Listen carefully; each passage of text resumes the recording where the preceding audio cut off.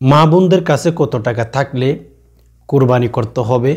অবশ্যই অনেক মা বোন রয়েছে আমরা জানি না, জানা থাকতে হবে যে এজ এ মুসলিম হিসাবে, এজ এ মুসলিম নারী হিসাবে আপনার কাছে জানা থাকতে হবে। কেননা আল্লাহ পাক রব্বুল আলামিন কোরবানি আমাদের উপর ওয়াজিব করে দিয়েছেন।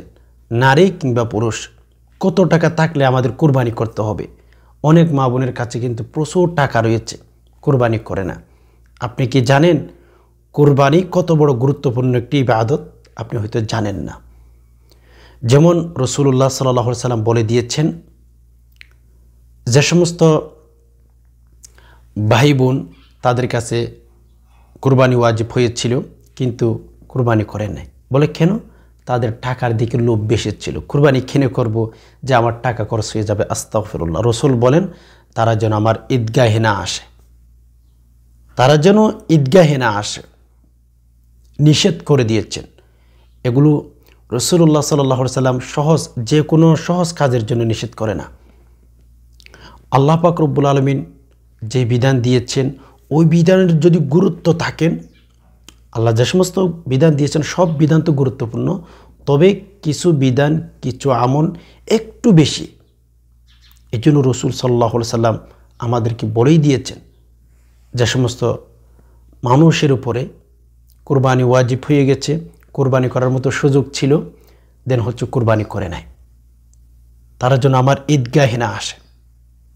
যার অর্থ কিতাবের ভেতর পাবেন তাদেরকে আল্লাহ তাআলা শাস্তি দিবেন। নারী কিংবা পুরুষ যেই বলেন না কেন, বিশেষ করে সমাজের মধ্যে দেখা যায় ভাইয়েরা তারা চেষ্টা করে কোরবানি দেওয়ার জন্য, কিন্তু নারী যে সমস্ত মা বোন বাসায় থাকেন তাদের কাছে অনেক টাকা থাকে, কোরবানি করতে চায় না। কেননা ওই যে সম্পদের কারণে। মেয়ের দোস্ত, সম্পদ কিন্তু কবরে যাবে না, সম্পদ কিন্তু কবরে যাবে না। রব্বে কাবার কসম, শরীরের কিন্তু যে পরিহিত কাপড় রয়েছে ওইটাও খুলে ফেলবে। সেলাইবিহীন কাপড় আপনাকে প্যাকেটিং করে, আমাকে প্যাকেটিং করে কবরের মধ্যে নিয়ে চাইবে।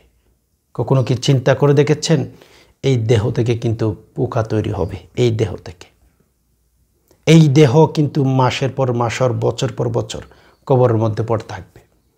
কেউ যাবে না পাশে, কেউ যাবে না। আপনার টাকা বলেন, আপনার সম্পদ বলেন, আপনার কেরিয়ার বলেন, কিচ্ছু যাবে না। এই জন্য আমি তো একটা কথা প্রায় সময় বলি, যাকে আমরা মনের মধ্যে জায়গা দিয়েছি ভুল মানুষকে দিয়েছি। যাকে জায়গা দেওয়ার প্রয়োজন ছিল তাকে আমরা জায়গা দিতে পারি নাই। দুনিয়ার সকল সম্পর্ক বিচ্ছিন্ন হয়ে যাবে একদিন, কিন্তু এমন কিছু সম্পর্ক বিচ্ছিন্ন কখনো হবে না, না দুনিয়াতে না আখিরাতে, বিচ্ছিন্ন কখনো হবে না। এজন্য আমি তো আপনাদেরকে অনেক সময় বলেছি, দেখেন দুনিয়াবি পজিশন, আপনার যদি কোনো বংশীয় কোনো ব্যক্তি যদি সরকারি বড় চাকরি করে থাকে, কোনো না কোনো মাধ্যমে আপনি নিতে পারেন দুনিয়ার পজিশন। দুনিয়াবি কোনো জিনিস যদি আপনার লস হয়ে যায়, আপনি সেটাকে পরিপূর্ণ করতে পারেন, শুধরাইতে পারেন। কোনো জিনিস যদি আপনার লস হয়ে যায়, দুনিয়াবি জিনিস, মেরে দোস্ত একটা কথা মাথায় রাখবেন, যদি আপনার আখিরাতের মধ্যে লস হয়ে যায়, এখানে শুধরানোর কোনো উপায় নেই। ক্বালা রব্বিরজিউন, আল্লাহ তাআলাকে ওই সমস্ত মানুষগুলো বলবে যাদের আমলনামার মধ্যে গুনাহ আর গুনাহ থাকবে, সে সমস্ত মানুষগুলো রব্বুল আলামিনকে বলবেন যে মালিক রব্বিরজিউন, একটু পাঠান না দুনিয়ার মধ্যে। আমার ইবাদত বন্দেগী করার প্রয়োজন ছিল, আমার ইবাদত বন্দেগী করার প্রয়োজন ছিল, নামাজ পড়ার প্রয়োজন ছিল, কিন্তু মালিক পড়তে পারি নাই, মালিক একটু পাঠান না। আল্লাহ বলবেন কাল্লা, হারগিজ নেই, সম্ভবই না। এর জন্য দুনিয়াবি লোভ রাখবেন না। যে সমস্ত ভাই বোনদের কোরবানি ওয়াজিব হয়ে গেছে, আমি পায়ে হাত রেখে বলি, টাকা পয়সাকে পায়ে রুটি দিবেন না, রব্বুল আলামিনের বিধানকে পায়ে রুটি দেন। যেভাবে সাহাবে একরামগণ পায়ে রুটি দিয়েছিলেন। এক সাহাবের ঘটনা এভাবে পাওয়া যায়, তারা রাসূলের কথাকে কত গুরুত্ব দিয়েছেন দেখেন। হাদিসের কিতাবের ভেতর পাবেন, সাআদ ইবনে আবু বাদা রাদিয়াল্লাহু তাআলা আনহু মদিনাবাসী ছিলেন, তিনি মদিনার মধ্যে ছিলেন। যখন সাহাবী একরামগণ মক্কা থেকে মদিনার মধ্যে চলে গেলেন, মক্কা থেকে মদিনার মধ্যে যখন চলে গেলেন, তখন সুফা নামক এক জায়গার মধ্যে অনেক অনেক সাহাবী ছিলেন। তারা খুবই অসহায়, খাওয়ার মতো কিচ্ছু ছিল না।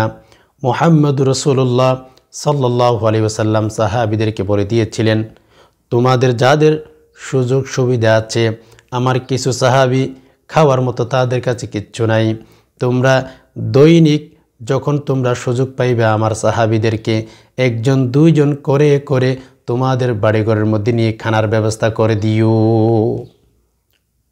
রাসূলুল্লাহ সাল্লাল্লাহু আলাইহি ওয়াসাল্লাম সাহাবীদেরকে বলে দিয়েছিলেন, আল্লাহু আকবার, দুই একজন করে করে তোমরা একসাথে নিয়ে যাইবা। লজিন দিয়েছিল। আল্লাহু আকবার। সাদ ইবনে আবু উবাদা রাদিয়াল্লাহু তাআলা আনহুর বর্ণনা যেটা এসেছেন, অন্যান্য সাহাবী একরামগণ এশার নামাজের পরে একজন নিয়ে যাইতেন, দুইজন নিয়ে যাইতেন, যার যতটুকু সামর্থ্য রয়েছে সেই হিসাবে সুফা নামক জায়গার মধ্যে কিছু সাহাবী যারা অভাবী ছিল, খাওয়ার মতো কিচ্ছু ছিল না, ওদের থেকে দুই একজন করে করে নিয়ে যাইতেন। কিন্তু ব্যতিক্রমিক সাহাবীর ঘটনা কিতাবের ভেতর পাবেন, সহিহ মুসলিমের মধ্যে এসেছে। সাদ ইবনে আবু উবাদা রাদিয়াল্লাহু তাআলা আনহু তিনি একজন দুইজন নিয়ে যাইতেন না, 10 জন 20 জন নিয়ে যাইতেন না। প্রত্যেক দিন এশার নামাজের পরে 80 জন করে তার বাড়িতে নিয়ে যাইতেন। সুবহানাল্লাহ। একটু অ্যানালাইসিস করেন রাসূলুল্লাহ সাল্লাল্লাহু আলাইহি ওয়াসাল্লামের কথাকে কত গুরুত্ব দিয়েছেন। তারা সম্পদকে গুরুত্ব দেন নাই। 80 জন মানুষকে খানা খাওয়াইতে গেলে প্রত্যেক দিন রাতে কত টাকার প্রয়োজন, কত কষ্টের প্রয়োজন, একটু কি চিন্তা করে দেখেছেন? দুনিয়াবি জিনিসের প্রতি তাদের অন্তরের মধ্যে কোনো মহাব্বত, কোনো ভালোবাসা কিচ্ছু ছিল না। রসুল তো বলেই দিয়েছেন, লা ইউমিনু আহাদুকুম হাত্তা আকুনা হাব্বা ইলাইহি মিন ওয়ালিদিহি ওয়া ওয়ালাদিহি ওয়ান নাসি আজমাইন। রসুল তো বলেই দিয়েছেন, যাদের অন্তরের ভেতরে আমার ভালোবাসা, আমার হৃদ্যত, আমার সম্পর্ক তাদের সম্পদের চেয়ে, তাদের টাকা পয়সার চেয়ে বেশি না হবে, তারা ততক্ষণ পর্যন্ত খাঁটি মুমিন, খাঁটি মুসলমান দাবি করতে পারবে না। না না প্রত্যেকটা দিন সাদ ইবনে আবু উবাদা 80 জন করে নিয়ে যাইতেন নিজের বাড়িতে প্রত্যেকটা রাতে। তারা দুনিয়ার এই সম্পদকে পায়রুটি দেন না। আজকে আমরা আমাদের উপর কুরবানি ওয়াজিব হয়ে গেছে, অথচ কুরবানি করি না কেন? ওই যে টাকার লোভের কারণে। টাকা শেষ হয়ে যাবে। অনেক, বিশেষ করে বোনেরা রয়েছেন অনেক টাকার মালিক, নেশাবের মালিক, কিন্তু হচ্ছে কুরবানি করেন না। সেই টাকা জমিয়ে আপনি কিচ্ছু করতে পারবেন না, শূন্য হাতে কিন্তু কবর মধ্যে যেতে হবে। আপনার চেয়ে কোটি কোটি টাকার মালিক আজকে কবর মধ্যে শুয়ে আছে, কিচ্ছু করার নাই। সাদ ইবনে আবু উবাদা নিজের টাকা পয়সা কষ্ট করে ইনকাম করতেন, কিন্তু সাহাবীদেরকে খাওয়াইতে থাকতেন। কেননা রসুল বলেছেন বাট করতেই হবে, এখন কোনো ওজর চলবে না। তার ব্যাপারে কিতাবের ভেতর পাওয়া যায়, তিনি বাড়ির ছাদের উপর দাঁড়িয়ে ওপেনলি মানুষদেরকে বলে দিতেন, যদি কোনো ব্যক্তির ভালো কোনো মাংস দিয়ে ভাত খাইতে মন চায়, খাবার খেতে মন চায়, সোজা আমার বাড়িতে চলে আসবা, আমাকে বলতেই হবে না, আমার বাড়িতে আসবা, তোমাদেরকে মাংস দিয়ে আমি খাবার ব্যবস্থা করে দেব। ওপেনলি তিনি বলতেন। এই তো রাসূলুল্লাহ সাল্লাল্লাহু আলাইহি ওয়াসাল্লামের সাহাবীকে গুরুত্ব দিতেন। শুধু তাই নয়, তিনি সাদ ইবনে আবু উবাদা রাদিয়াল্লাহু তাআলা আনহু, আল্লাহু আকবার, তার কলিজাটা কেমন ছিলেন কিতাব পড়লে বোঝা যায়। রসুল বলেন, প্রত্যেকটা দিনের সময়, রাতের সময় যখন খাবারের প্রয়োজন হইতো, সাদ ইবনে আবু উবাদা এক প্রকার দামি খাবার ছিল, রুটি দিয়ে তৈরি করতো আর কি, ওই খানা তৈরি করে রাসূলুল্লাহ সাল্লাল্লাহু আলাইহি ওয়াসাল্লামের কাছে পাঠিয়ে দিতেন প্রত্যেকটা দিনে রাতে। এই যে তারা টাকার দিকে তাকায় নেই, এটা বোঝাবার জন্য আমি ঘটনাটি বললাম। এজন্য আমাদের অন্তর থেকে দুনিয়ার মহাব্বত কমাইতে হবে, টাকা পয়সার লোভ কমাইতে হবে। কেননা দেখেন, আপনার মতো অনেক কোটি কোটি টাকার মালিক ব্যাংক ব্যালেন্স রাইখা ছাড়তে বাধ্য হয়েছে। সে টাকা পয়সা খেয়ে সন্তানীরা ফুর্তি করবে, গুনাহের কাজ করবে। সো আপনি কিন্তু কবরের মধ্যে আযাবের মধ্যে থাকবেন, সে সময় কিন্তু আপনার পাশে কেউ থাকবে না। টাকা পয়সা যদি আপনার কাছে থাকে, জাকাত দেওয়ার মতো সুযোগ থাকলে জাকাত দিয়ে ফেলবেন, কুরবানি করার মতো সুযোগ থাকলে কুরবানি করে ফেলবেন। এখানে কোনো যুক্তি দেখাবেন না আপনি যদি কুরবানি করতে যান আপনার টাকা খরচ হয়ে যাবে। যদি জাকাত দেওয়ার উপযুক্ত হয়ে যায়, নেশাব পরিমাণ যদি টাকা থাকে, তাহলে আপনার জাকাত দিয়ে ফেলতে হবে। এখানে টাকার লোভ থাকলে কিন্তু আপনার ওই কথাটা মনে রাখবেন, ওয়াল্লাযীনা ইয়াকনিজুনা আয-যাহাবা ওয়াল ফিদ্দাতা ওয়া লা ইউনফিকুনহা ফী সাবিলিল্লাহ ফাবাশশিরহুম বিআযাবিন আলীম।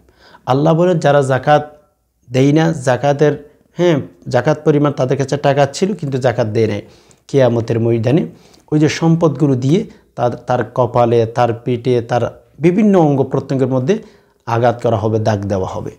শুধু তাই নয়, এমন একটা হাদিসের ভেতরে এসেছে, রাসূল বলেন যাদের উপর নেশা পরিমাণ টাকা পয়সা ছিল, সম্পদ ছিল, বাট তারা জাকাত আদায় করে নাই, তাদেরকে গলার মধ্যে সে সম্পদগুলো দিয়ে এমন একটা সাপ তৈরি করে দেওয়া হবে, তাকে আঘাত করতেই থাকবে। এজন্য রাসূলুল্লাহ সাল্লাল্লাহু আলাইহি সাল্লামের বিধান আমাদের পালন করতে হবে। রাসূল তো ব্যক্তিগত কোনো কথা বলেন না, আল্লাহ পাক রব্বুল আলামিন যেটা বলতে বলেন ওইটাই আমাদেরকে বলেন। ওয়ান নাজিমু ওয়া মা হাওয়া, ওই হাদিস ওই কুরআনুল কারীমের সূরাটির মধ্যে এসেছে, ওমা ইয়ানতিকু আনিল হাওয়া। রাসূল কোনো কথা বলেন না, যে কথা আল্লাহ বলতে বলেন ওই কথাই আমাদেরকে বলেছেন। সো বিশেষ করে ভাই বোন, অবশ্যই যাদের কাছে কুরবানি ওয়াজিব হয়ে গেছে কুরবানি করে ফেলবেন। আমি প্রথমেই বলেছিলাম রাসূলুল্লাহ সাল্লাল্লাহু আলাইহি সাল্লামের ধমকি রয়েছে, শক্ত ভাষায় কথা বলেছেন যে কুরবানি যারা না করবে, কুরবানি করার সুযোগ থাকা সত্ত্বেও কিন্তু তারা যেন আমার ঈদগাহে না আসে, ধমকি দিয়েছেন, শক্ত কথা বলেছেন। নবী তো কখনো সহজ সরল কথার জন্য ধমকি দিতে পারে না, শক্ত কথা বলতে পারে না। এজন্য হিসাব করতে হবে। অনেক মা বোনরা বাসা বাড়িতে থাকেন, টাকা আছে, আপনার কাছে কত টাকা থাকলে আপনার জাকাত দিতে হবে, কুরবানি করতে হবে। দেখেন, প্রথমত কথা হচ্ছে জাকাত আর কুরবানি এই দুইটা জিনিসের মধ্যে পার্থক্য। আপনার কাছে যদি নেশাব পরিমাণ সম্পদ থাকে 2024 সালের মধ্যে, এই যে জিলহজ মাস, জাকাতের টাকা যদি আপনার কাছে এক বছর পর্যন্ত 70 থেকে 60,000 75,000 টাকা পর্যন্ত যদি আপনার কাছে এক বছর পর্যন্ত থাকে, এক বছর যদি পরিপূর্ণ হয়, তাহলে আপনার জাকাত দিতে হবে, জাকাত দিতেই হবে। এক বছর কিন্তু থাকতে হয়। তবে দেখেন, আপনার কাছে যদি যে কুরবানির দিনগুলোতে 10, 11, 12 এই যে দিনগুলোতে যদি আপনি নেশাবর মালিক হয়ে যান, আপনার এক বছর হতে হবে না। এই যে দিনগুলোর মধ্যে, বুঝছেন না, কুরবানির আপনি যদি কুরবানির দিনগুলোতে নেশাব পরিমাণ টাকার মালিক হয়ে যান, তাহলে আপনার কুরবানি করতেই হবে, কুরবানি ওয়াজিব হয়ে যাবে। মিল্লাতা আবিকুম ইব্রাহিম, এটা ইব্রাহিম আলাইহিস সালাতু ওয়াস সালামের থেকে কিন্তু এই পর্যন্ত এসেছে। কুরবানির প্রচলিত কুরবানির নিয়ম আমাদের করতেই হবে। কুরবানি করলে আমাদের অনেক অনেক ফজিলত রয়েছে। যেমন আমি যদি বলি, কুরবানির দিনে কুরবানি করা ছাড়া কুরবানির চেয়ে এত বড় ফজিলত, ইবাদতের নেকি আল্লাহ তাআলার কাছে পছন্দনীয় কুরবানির দিনের মধ্যে কুরবানি ছাড়া আর কোনো ইবাদত নাই। এজন্য আমাদের কুরবানি করতে হবে। অবশ্যই হাদিসের ভেতর পাবেন, যারা ভালো পশু দিয়ে ইখলাসের নিয়তে গোশত খাওয়ার জন্য না, আল্লাহ পাক রব্বুল আলামিনকে রাজি খুশি করার জন্য কুরবানি করবেন। আল্লাহু আকবার। আল্লাহ তাআলা বলেন, ওই যে পশুর পশমের মধ্যে, শরীরের মধ্যে যে সমস্ত পশম রয়েছে, পশুর গরুর শরীরের মধ্যে যে সমস্ত পশম রয়েছে, ছাগলের শরীরের মধ্যে যে সমস্ত পশম রয়েছে, আল্লাহ পাক রব্বুল আলামিন সেই পরিমাণ নেকি আপনার আমল নামার মধ্যে দান করবেন। সুবহানাল্লাহ, কত নেকি আপনি পাবেন, এগুলো কখনো হিসাব করে শেষ করতে পারবেন না। অনেক অনেক ফজিলত কুরবানি করার, এজন্য অবশ্যই কুরবানি করবেন। এখন অনেকে বোঝে না যে হুজুর আমার কাছে ঋণ আছে, আমি কুরবানি করতে পারবো কিনা। দেন হচ্ছে আমার কাছে কিছু স্বর্ণ আছে আর কিছু টাকা আছে, এখন আমার উপর কুরবানি ওয়াজিব হবে কিনা, এই যে বিষয়গুলো অনেকেই জানি না। দেখেন, আপনার কাছে যদি ঋণ থাকে, ধরেন আপনার কাছে 10 লক্ষ টাকা আছে, আপনার কিন্তু ঋণ আছে হচ্ছে 5 লক্ষ টাকা, মানে ঋণ কম, আপনার কাছে টাকা বেশি, সে সময় আপনি কুরবানি করতে হবে, আপনার উপর কুরবানি ওয়াজিব হয়ে যাবে। কেননা ঋণের চেয়ে আপনার তো মূলধন আরও বেশি আছে, কুরবানি ওয়াজিব হয়ে যাবে, কুরবানি করতেই হবে। ধরুন আপনি যদি বড় ব্যবসা করে থাকেন, আপনার প্রচুর টাকার লেনদেন হয় দৈনিক 1 কোটি 2 কোটি, আমাদের দেশের মধ্যে সেরকম অনেক ভাই বোন রয়েছেন।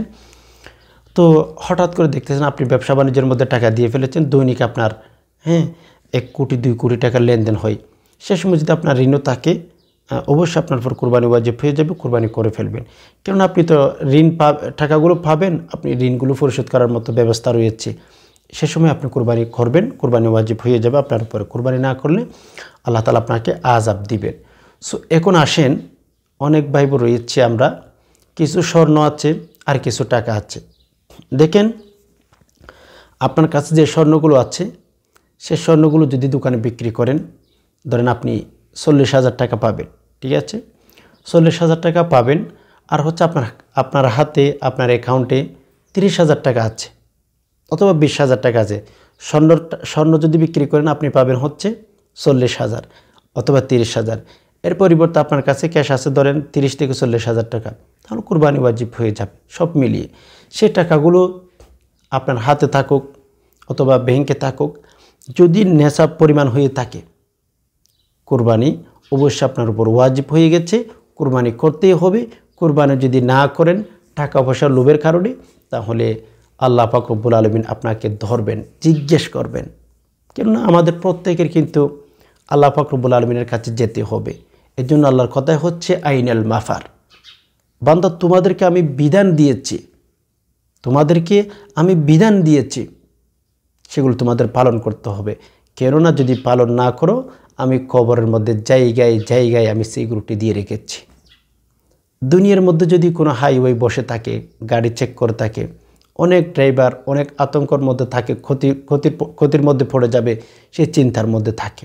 দুনিয়ার মধ্যে যদি হাইওয়ে রাস্তার মধ্যে বসে, তখন অনেক মানুষকে গ্রেফতার করে ফেলে।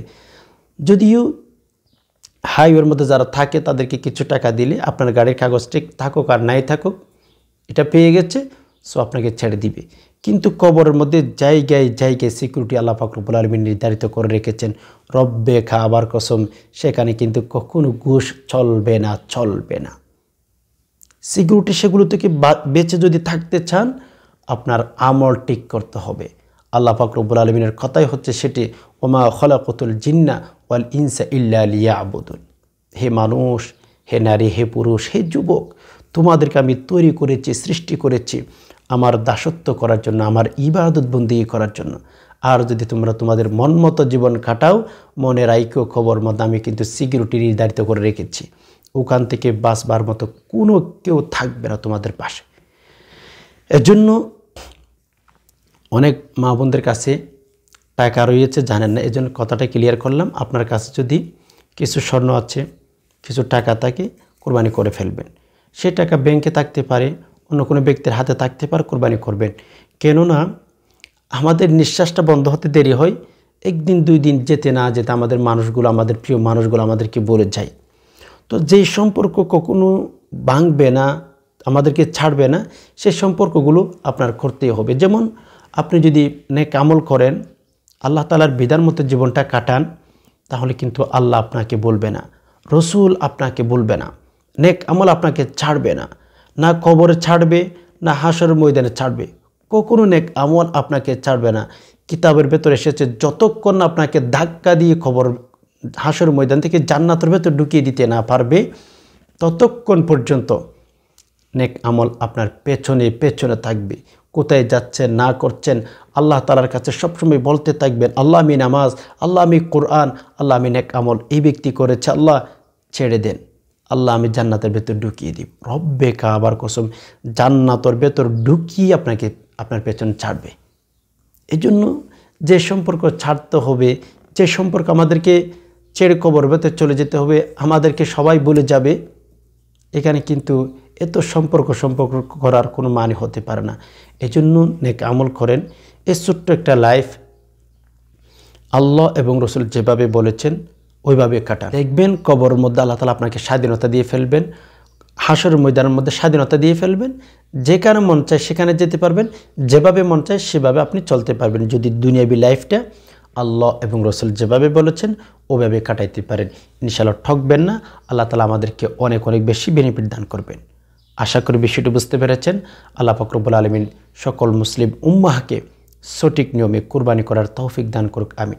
প্রিয় দর্শক, ভিডিওটি যদি দেখে ভালো লেগে থাকে অবশ্যই একটি লাইক দিয়ে অন্যান্য মুসলিম ভাই বোনদের মধ্যে শেয়ার করার চেষ্টা করবেন, কেননা আপনার শেয়ারের মধ্য দিয়ে কোনো দিন এই ভাই বোন যদি বিষয়টা জেনে নিতে পারে, আমল করতে পারে, আল্লাহ তাআলা আপনাকে নেকি দান করবেন। সেজন্য ইখলাস ও নিয়তে সওয়াবের আশায় ভিডিওটি শেয়ার করে দিবেন। এই ছিল এলোমেলো বিক্ষিপ্ত কিছু আলোচনা। এতক্ষণ পর্যন্ত যে সমস্ত ভাই বোন সময় দিয়ে সবর করে ভিডিওটি দেখছেন, আল্লাহ তাআলা আপনাদের সকলকে শান্তিতে রাখুক, নিরাপদ রাখুক, আমিন। হাদা মা ইনদি ওয়াল ইলমু ইনদাল্লাহ আলাইহি তাওয়াক্কালতু ওয়া ইলাইহি উনীব। আসসালামু আলাইকুম ওয়া রাহমাতুল্লাহি তাআলা ওয়া বারাকাতুহু ওয়া মাগফিরাতুহু ওয়া জান্নাতুহু।